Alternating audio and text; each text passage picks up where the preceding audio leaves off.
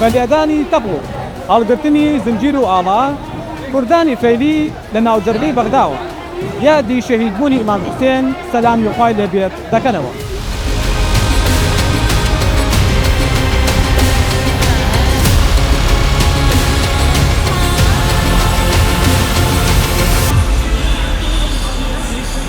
زیاتر لە 50 ساڵە لەم شەقامە کە پێی دەوترێت شەقامی کیفاح و زۆربەی دانیشتوانی کوردی فەیلین یادی دەی محەڕەم دەکرێتەوە.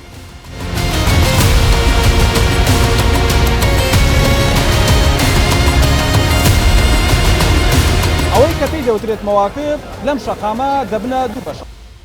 بەشێکیان خواردن و خواردنەوە پێشکەشی پرسەگێڕان و زیارەتکاران دەکەن و ئەو بەشەکەی تریشیان بە زنجیرلێدان و سینکوتان ئەم یادە بەرز ڕادەگرن.